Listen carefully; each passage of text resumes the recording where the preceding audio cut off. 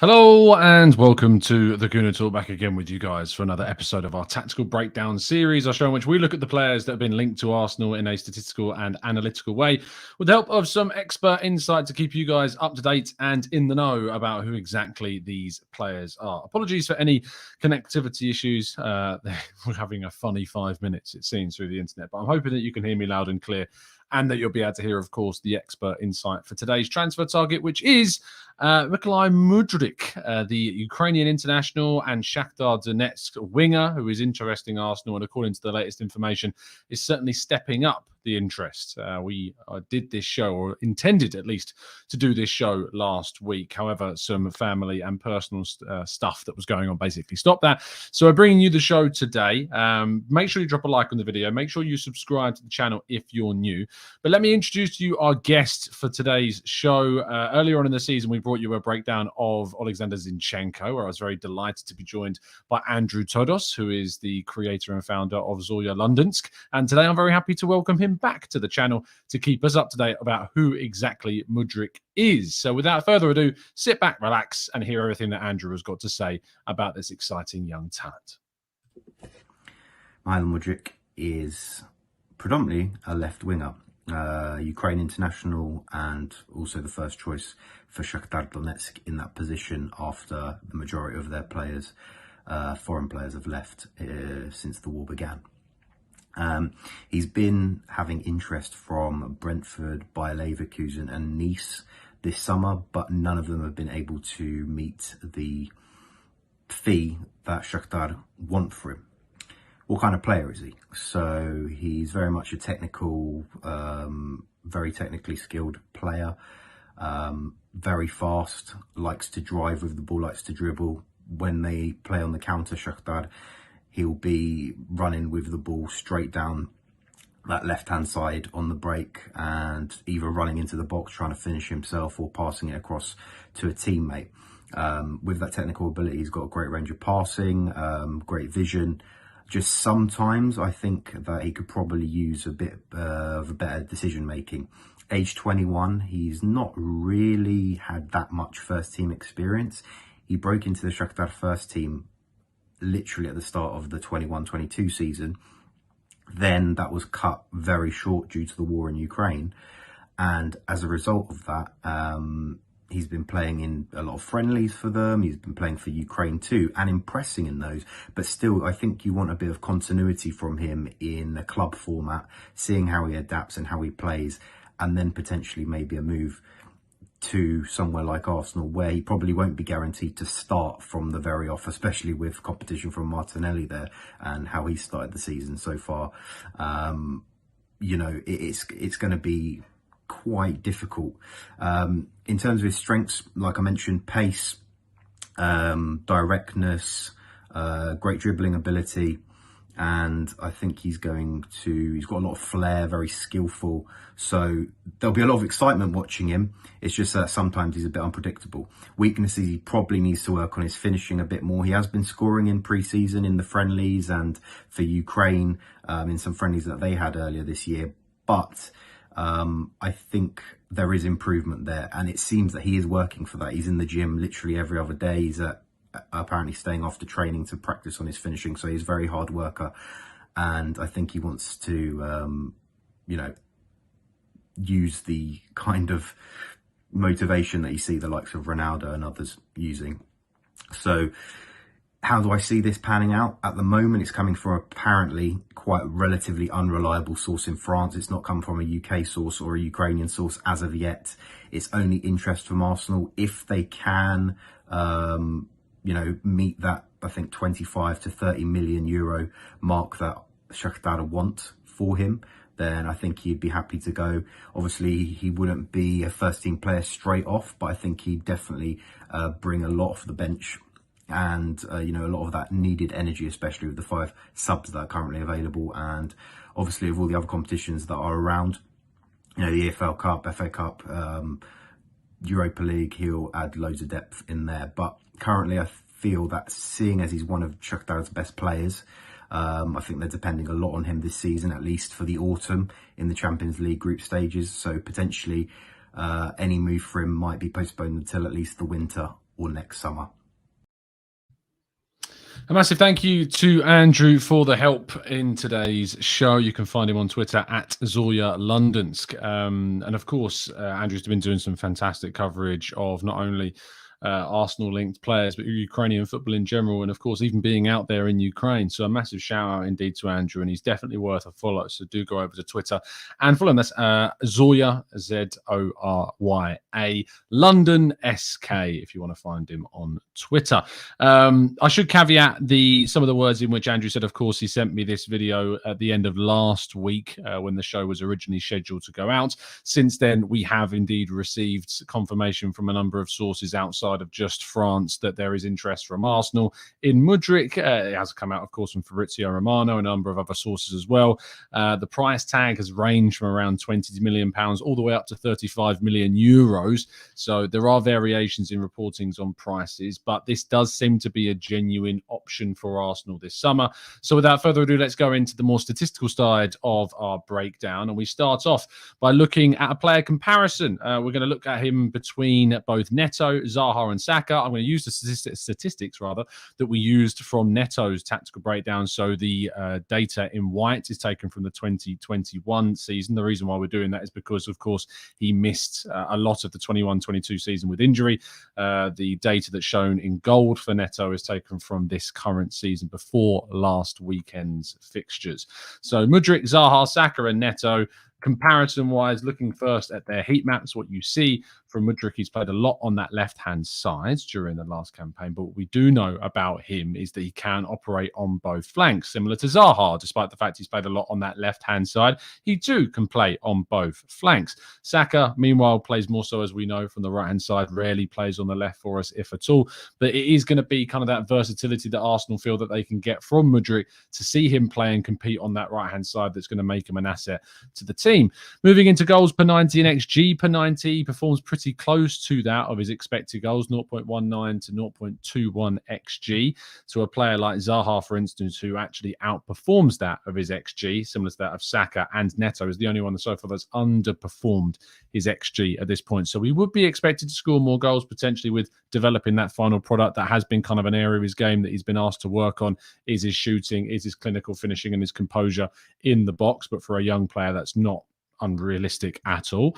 Moving there forwards into his shots, 2.03 shots per 90 with a 57.1 accuracy is the best on this list. And despite the fact that he is being kind of challenged to work on that area of his game, he is still hitting the target. He needs to be more clinical in terms of beating the keeper. Potentially these shots are going too close to the keeper and too easy for them to save. He needs to work on trying to hit the corners a lot more than rather the more easily savable shots.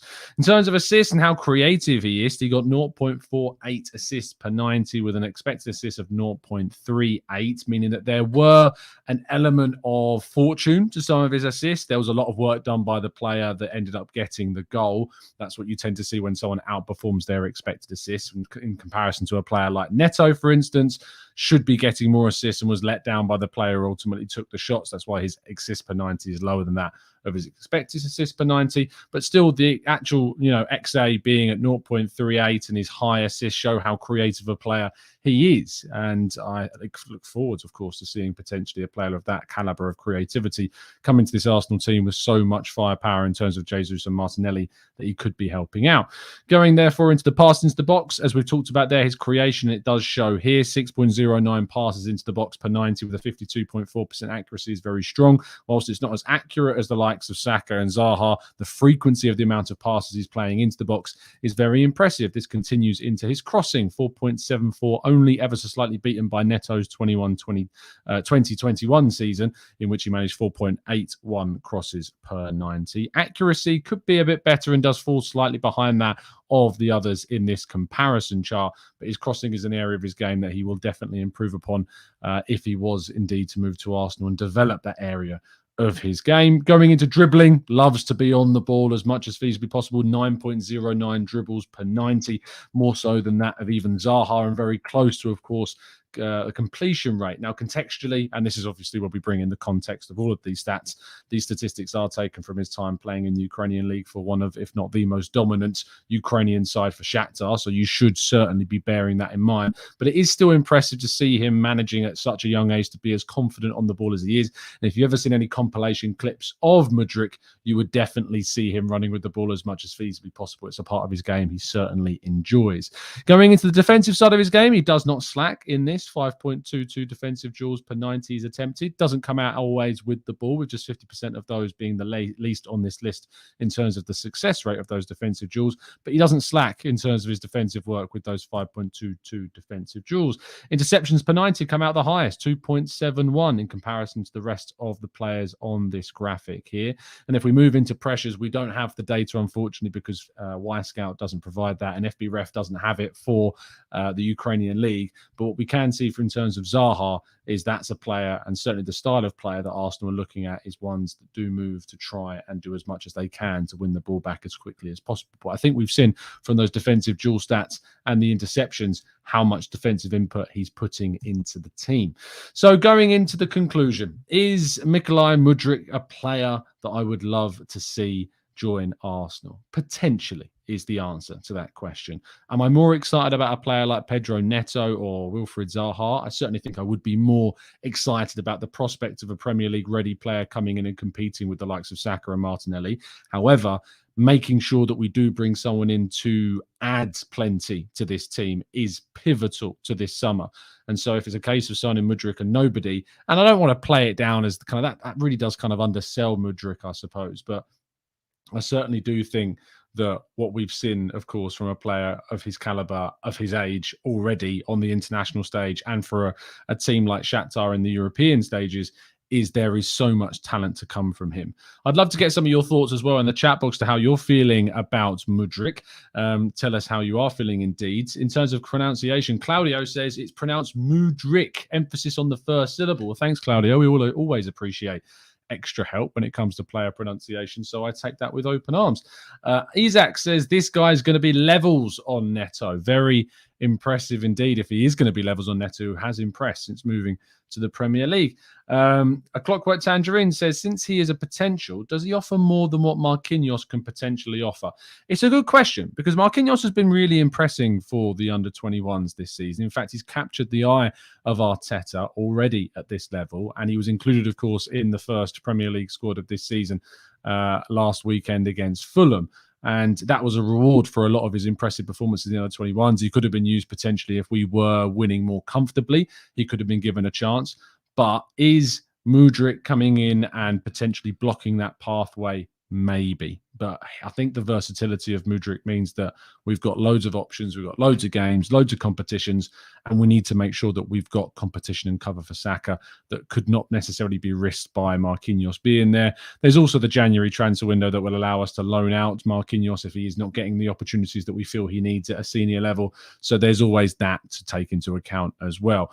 But interesting if we can indeed get a player of his potential for around the 20 to 30 million pound mark, because you can just tell if he was to say move to the Bundesliga for a fee of that amount, it wouldn't be long before he's being touted at potentially 50s, 60s. You can see these types of things happening. We've been very critical of Arsenal potentially not pulling the trigger early enough on these deals before they make that first step. Yes, there's more of a risk, absolutely. But if you do enough of research, if you do enough of your scouting, if you do enough analysing these players, as Arsenal have certainly been doing with plenty of their recent acquisitions, we should feel confident that they're going to make the right choice regarding the player that they want to bring in. Irish says, Tom, I think we aren't going to do any more business, especially after the FFP situation. We are still awaiting kind of further clarity on that. There hasn't been any real genuine kind of concern raised for Arsenal. There's reports of Arsenal being monitored and they're on a list of like 20 odd clubs. But I don't think that should by any means make you feel as though Arsenal won't spend.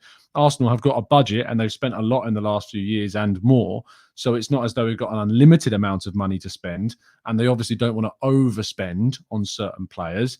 But for me, I don't think that a deal for Mudryk in particular would have any impact on their kind of the way in which we're going to spend this summer. Let's go to Ansu, who says the fact that he plays in a dominant team in this league and still goes in for that many defensive duels is quite impressive. And that's always something to look out for, especially young guys playing in these big teams that are getting loads of opportunities to dominate against maybe lesser sides. Are they putting in the defensive effort? Are they getting back? Are they giving 110%? And, from the stats that I think we've seen there, there's certainly an indication that he is. Sam says, would you not prefer an older, more experienced option for right wing, given Saka's good as he is? And obviously, given Saka is still a prospect. Does it matter, is the question. What happens if you bring in a Zaha? Well, Zaha's more demanding. He would get more minutes, but he would probably be less understanding of being on the bench behind the likes of Saka and Martinelli, more so than maybe Mudryk would, who's more of a project, but can still give you an immediate impact into the team.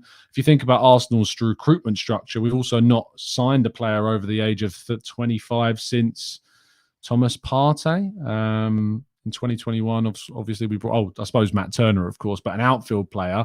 We've not signed one over the age of 25 since, I don't think, Thomas Partey. So it's been a while since we've done that. And I don't think that we have an interest in really doing that unless it's going to be for an opportunistic Mohamed El Neni injury cover type of signing, which I still don't even know if they would do that. More about that, of course, in tomorrow morning's 8 a.m. show as we cover all of the latest Arsenal news. What is FFP, says Charlie? Financial fair play regulations. That's what we mean when we say FFP. Willian was signed before Partey, was he not? I thought Willian came in at the start of that window in 2020. And then in 2021, we signed those 6 players. So I'm pretty sure Willian came in before Partey, who was signed on deadline day. I might be getting that wrong, but I'm pretty sure that's right. Let's go to Garrett, who says, every time we do these for wingers, I become more a believer in Neto. He's a very good player, is Pedro Neto.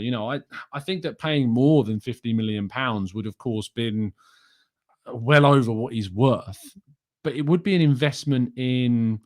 It would have been an investment in a really strong player. It would have been an investment in someone that would have given us a lot of quality. But yeah, I genuinely believe that Neto would have been a real top quality option for us. Willian was Willian last season? Was he? No, he wasn't. Willian was not last season, was he? We let him go last season. I'm pretty sure we signed Willian in the same summer that we signed Thomas. Surely I'm not wrong on this. I'm going to double check this even live. I don't care that this show is live. I'm checking this because I will be majorly embarrassed if he was signed in 2021, because I was sure he was signed in 2022. Let's have a quick check. In 2020, we signed Partey, Gabriel, Pablo Mari, Cedric, and Willian. There you go. I told you. So there you go. Let's go to HU, who says, if we do not sign anyone, would you convert one of our centre-backs into a defensive midfielder? Something coming out on that tomorrow morning at 8 a.m. So, yes, I've done a little bit of research into that one, that's for sure. Let's scroll up in the chat box a little bit more, trying to keep the conversation around the topic of Mudryk. We'll be discussing plenty more around Arsenal transfers in general on tomorrow morning's 8 a.m. show.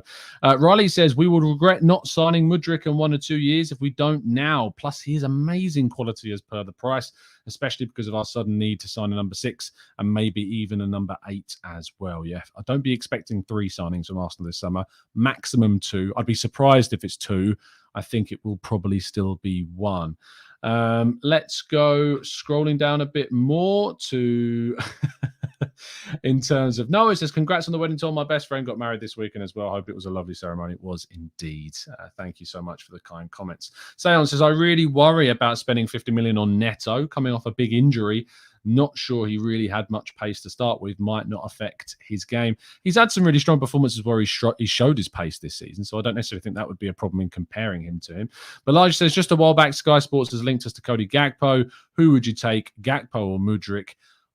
It's a good question. I mean, it depends how much Gakpo goes for, I suppose. If you can get Mudryk for 25 million and you're going to have to pay 35 to 40 million for Gakpo, I think I lean more towards Mudryk. I think the profile of Mudryk suits what Arteta is looking for in a winger. You know, more diminutive, left-footed, rapid, good kind of low centre of gravity, technical dribbling ability. Whereas Gakpo, whilst, you know, he's pacey, he's more kind of the more physical, taller type that can play more in the middle and on the left. Gakpo's never really played on the right-hand side, whereas Mudryk can play on either flank. So I think I lean more towards Mudryk for 25 million over, say, Gakpo for 35 to 40 million pounds. Personally, that's just where I sit on that one. I think we are going to round things off there. Thank you so much, guys, for tuning in. Do tune in tomorrow morning at 8 a.m. for our next show. Apologies for the slight connectivity issues. Hope that has all sorted out. And I look forward to seeing, of course, what more comes from our transfers between now and the end of the window.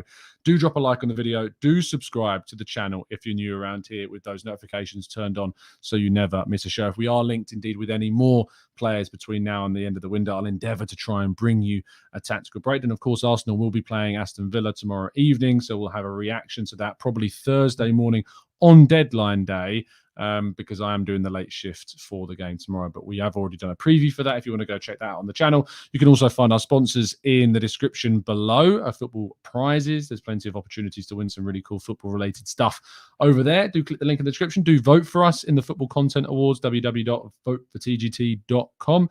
And do join us for our live show on Friday in the Ridley Road Social Club in North London. Tickets are available over on the Gooners v Cancer website, or if you want to attend, send me a message and I'll send you all the details about how you can get involved and join up. More than, I think, around half the tickets are now sold, so they are running out pretty quick. So if you want to get involved and come to our live show on Friday, make sure you get in touch. I will see you again very, very soon, guys. Have a fantastic evening, and as always, up the Arsenal.